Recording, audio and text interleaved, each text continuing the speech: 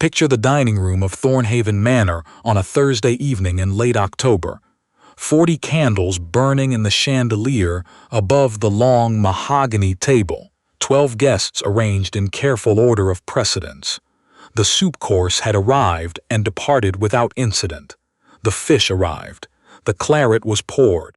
And then Lord Selton rose from his chair at the head of the table, raised his glass, and said the words that would follow him for the rest of his natural life. "I'd like to take this opportunity," he said, "to introduce the woman who has made Thornhaven feel like a home again, Miss Felicia Rowe." The woman at his right hand smiled. She had the particular smile of someone who had been rehearsing it. 12 pairs of eyes moved, as 12 pairs of eyes will, to the far end of the room. To the governess standing near the sideboard in her gray wool dress, holding a water jug she hadn't been asked for. They did not recognize her. Most of them. One or two did, and had the grace to look elsewhere. Millicent Verne, who had been born Millicent Hartwell, who had been Lady Selton for 6 years, who had managed every dinner served in this room for half a decade, who knew the name of every guest's eldest child and the precise temperature at which Lord Ashby preferred his port, set the water jug down carefully on the sideboard. She smoothed the front of her gray dress. She walked to Miss Rowe's chair, and she curtsied, correctly, briefly, in the manner of a governess, acknowledging the mistress of the house. "Miss Rowe," she said, "welcome to Thornhaven. I hope you'll find everything to your satisfaction." Miss Rowe blinked. She had expected tears. She had, perhaps, expected nothing at all. She may not have known there was anyone there worth expecting anything from. "Thank you," she said uncertainly. Millicent withdrew from the room, not quickly, not slowly, at precisely the pace of a woman who has somewhere she needs to be. She collected her coat from the hook in the servants' corridor. She picked up the leather satchel she had left behind the linen press that morning. She walked out the back of the house and across the gravel drive to the lane, where the hired carriage was waiting as she had arranged it to be. She did not look back at Thornhaven Manor. She knew what it looked like. She had been born in the east bedroom on a March morning 30 years ago, and she had spent the better part of her life learning to love every flagstone in its floor. She didn't need to look back. What she carried in the satchel was worth considerably more than one last look. She had arrived at Thornhaven 11 days earlier. She had given her name as Miss Hartwell, her mother's surname before marriage, legal, not a lie exactly, though a truth arranged to deceive. She had worn her hair differently. She had worn spectacles she didn't require. She had answered the advertisement for a temporary governess for Lord Selton's ward, a 9-year-old boy named George who was, as it turned out, considerably more perceptive than any adult in the house. "You smell like this house," he had said on her 3rd day, looking up from his Latin primer with the frank assessment of a child who has not yet learned to pretend otherwise. "Do I?" Millicent said. "Like the library, like the cedar in the East Passage." He considered her. "Are you a relation?" "I'm your governess, Master George," she said, and turned back to the conjugation tables before her face could answer a different question. She had not come back for the house. She wanted to be clear about that, at least in her own mind, as she was now very deliberately clear about most things. She had come back because of a letter. The letter had arrived 6 weeks earlier at the rooms she was renting in Bath under her mother's name, addressed in the precise and faintly apologetic handwriting of Mr. Arthur Huxley, the solicitor who had managed her late father's affairs and, more recently, her own. It was short. Mr. Huxley was always short when he was worried. He grew sparse with words as other men grew verbose. "The situation has developed in a manner that requires your personal attention," he had written. "There are documents at Thornhaven. Without them, the application before the court will not hold. I cannot retrieve them myself. I suspect you understand what I mean." She had understood precisely what he meant. Her father had left her something. Not the estate. Thornhaven was entailed, had always been entailed, would pass through the male line until there was no male line left to pass through. She had known this since she was old enough to understand what entailment meant, which was approximately the age of 12, because her father had been a practical man who believed that daughters should understand their situation clearly rather than discover it as a shock. What he had left her was different. A trust, established through her maternal grandmother's estate, generating income that was entirely, irrevocably, legally hers. A settlement, written into her marriage contract with Lord Selton, guaranteeing her independent maintenance. And a specific bequest, her grandmother's jewels, a collection of sapphires and garnets that had been in her mother's family for 3 generations. Lord Selton had been managing her trust for 2 years. He had also, Mr. Huxley had recently discovered, been quietly diverting income from it.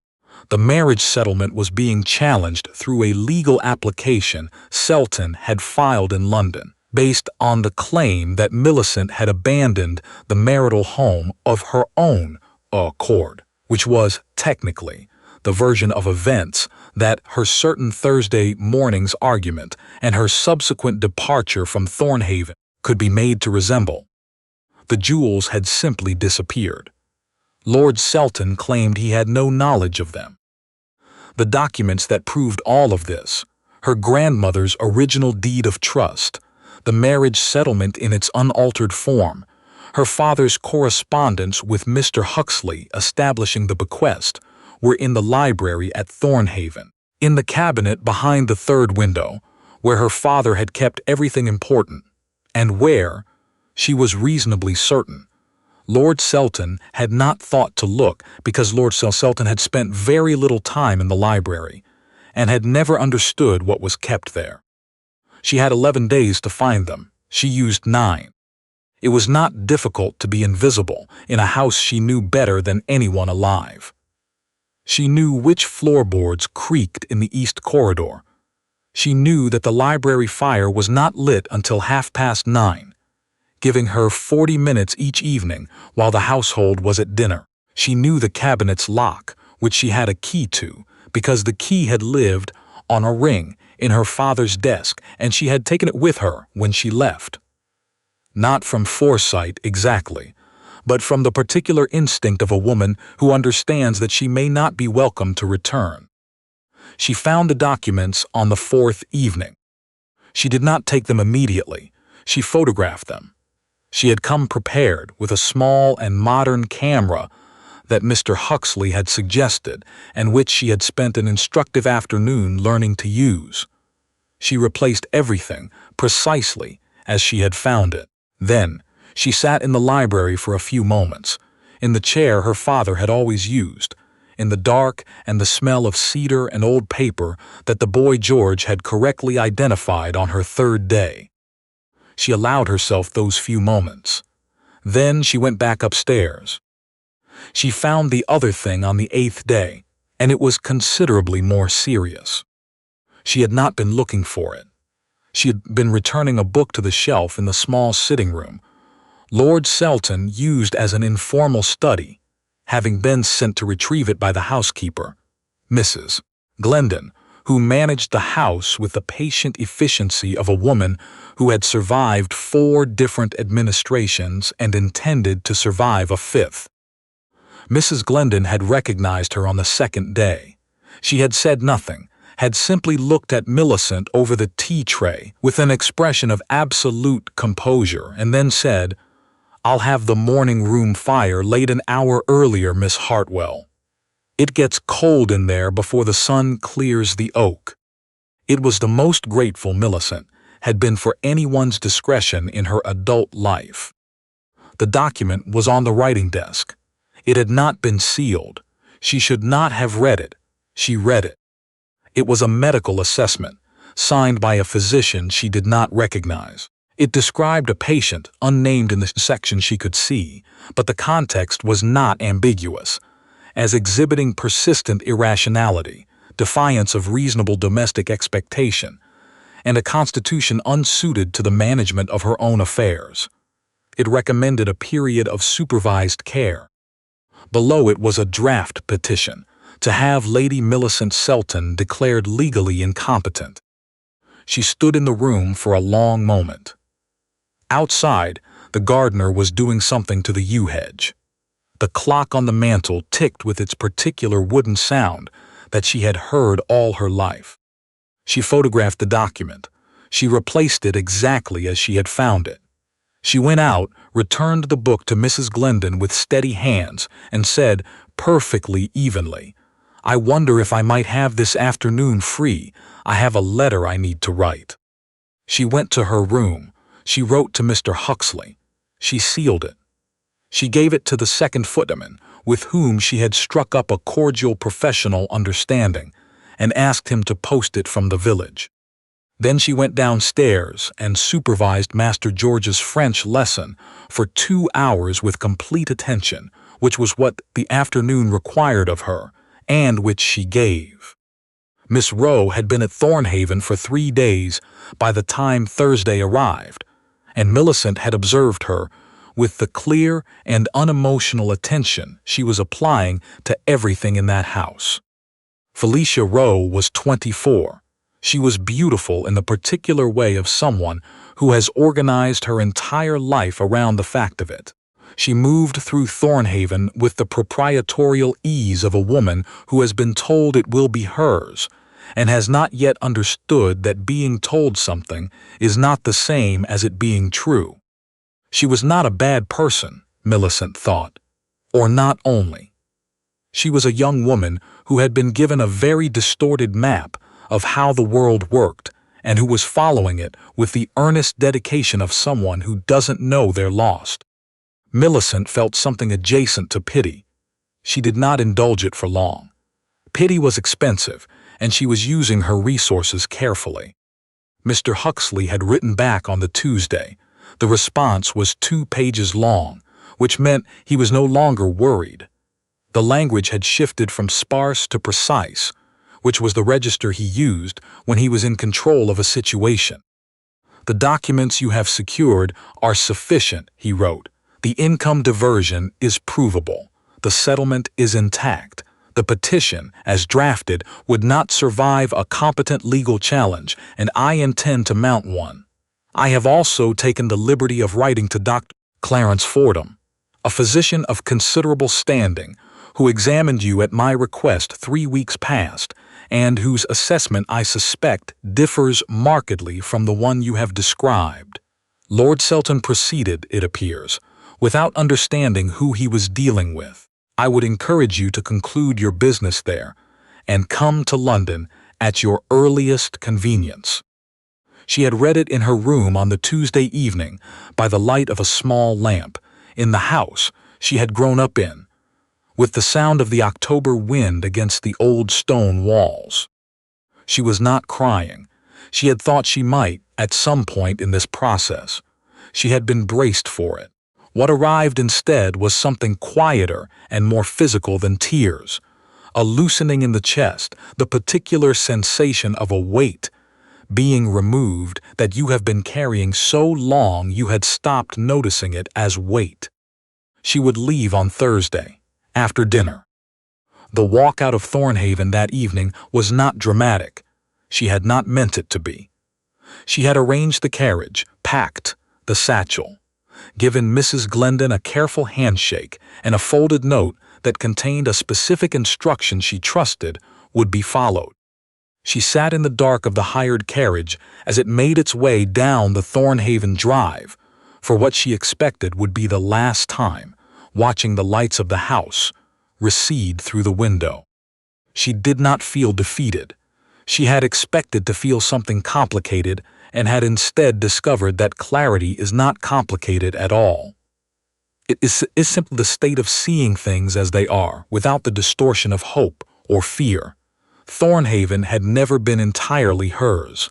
The entail had always been real. But what was hers, what had always been hers, was now documented, photographed, secured in a leather satchel on the seat beside her, and on its way to the desk of a solicitor who was very good at his work. She told the driver to take her to the inn in the village. She had a room booked there under her own name. She intended to sleep well. She slept well. In the morning, over tea and toast in the small dining room of the Red Lion, the proprietor's wife, a brisk, sensible woman named Mrs. Peel, came to tell her she had a visitor. Millicent looked up from her cup. The man in the doorway was perhaps 35, in a working coat with mud from the fields still on his boots, holding his hat in both hands with the expression of someone who is not accustomed to being uncertain about why they've come somewhere and is finding the uncertainty instructive. His name was Arden Colby. His family's land bordered the eastern edge of the Thornhaven estate. She had known him distantly for years, had sat beside him at 2 county dinners and across from him at 1 hunt breakfast, and had formed the impression of a man who said less than he thought and meant everything he said. He had been at the Thursday dinner. He had seen her. He had, she was now certain, known exactly who she was, because Arden Colby was a man who paid attention in the specific way that made other people feel genuinely noticed, and she had understood even then, pouring water she hadn't been asked for, that his gaze had rested on her face a full second longer than coincidence explained. He had not said anything. Not during the dinner. Not during the moment she had reviewed from the carriage window afterward, when Lord Selton had made a jovial remark to him near the fireplace, and he had listened without smiling. "Miss Hartwell," he said from the doorway. He used the name she'd given. "I'm sorry to call at an irregular hour." "Not at all," Millicent said. "Please sit down." He sat. Mrs. Peel, displaying excellent judgment, withdrew and closed the door. "I saw you leave last night," he said. "Yes. I also saw the document you left in Selton's study." A pause. The one Mrs. Glendon placed on his desk after dinner. The note she had left for the housekeeper. The one she had known Mrs. Glendon would ensure reached its destination. The copy, not the original. The original was in the satchel beside her chair. "I left a copy," she said. "The originals are with my solicitor." Something shifted in his face. Not quite a smile, but something with the quality of one, the expression of a man revising an estimate upward and not displeased by the revision. "How long had you been planning it?" "Since Mr. Huxley's letter," she said. 6 weeks. He turned his hat in his hands. "Lady Selton." "Miss Hartwell is fine," she said, "for now." He accepted this without comment. "Is there anything you need, practically speaking?" It was, she would think later, the most useful question anyone had asked her in several years. Not "Are you all right?" which required a performance of reassurance. Not "What can I do?" which put the burden of invention on her. Just, "What do you need, practically speaking?" "I need to get to London," she said. "I have an appointment with my solicitor on Monday." "I'm going to London on Saturday," he said. "I can take you, if that's useful. My sister keeps a house in Kensington. She'd be glad of the company." Millicent looked at him across the small table, with the October light coming through the window and the toast going cold between them. She thought about what it cost to offer something simply, without arrangement or expectation. She had not been around it enough lately to have stopped finding it remarkable. "That would be very useful," she said. "Thank you." The legal proceedings took 3 months. Mr. Huxley was thorough. He was also, as it turned out, thoroughly pleased with the opportunity. The petition for incompetency was dismissed before it reached a formal hearing. Dr. Fordham's assessment, read aloud in the solicitor's office with the measured dryness of a man professionally offended at what he had been asked to contradict, was its own form of justice. Lord Selton's counsel recommended settlement. The settlement restored Millicent's trust income in full, with 2 years of diverted payments returned.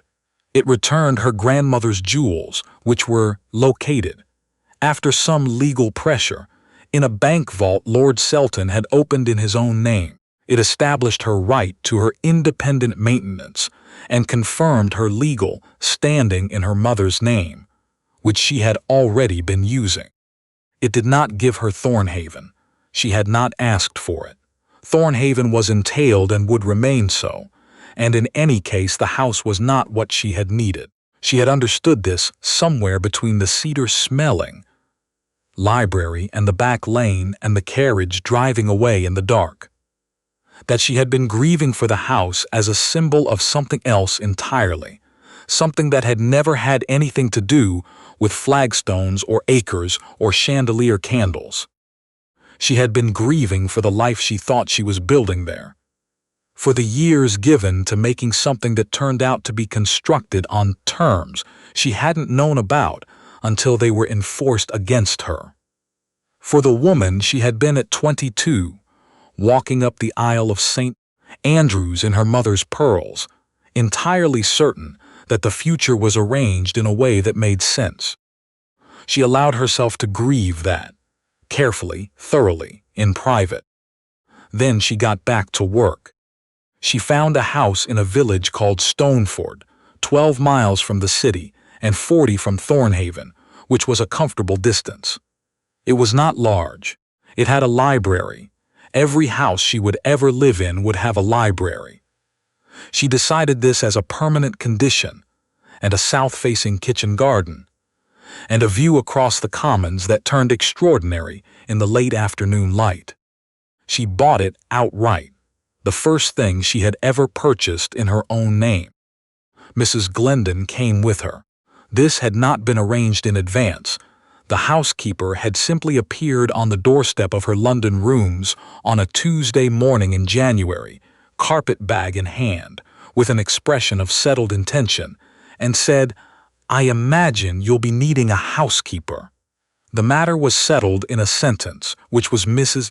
Glendon's preferred pace. Georgiana Colville came in the spring. She was Millicent's oldest friend, had known her since before Lord Selton, before Thornhaven, before the version of herself that had nearly forgotten how to be a person separate from the role she was performing. She arrived with too many trunks and a forthright opinion about the kitchen garden's potential, and the gift, which Millicent had always valued in her, of asking direct questions and accepting direct answers. "Tell me how you are," Georgiana said, on the first afternoon over tea in the garden with the spring sunshine doing its best. Millicent considered the question with the seriousness it deserved. She had gotten into the habit of that, of not answering reflexively, not producing the smooth social response that cost nothing because it meant nothing, of actually locating the truth and reporting it. "Better," she said, "and clearer than I've been in a long time."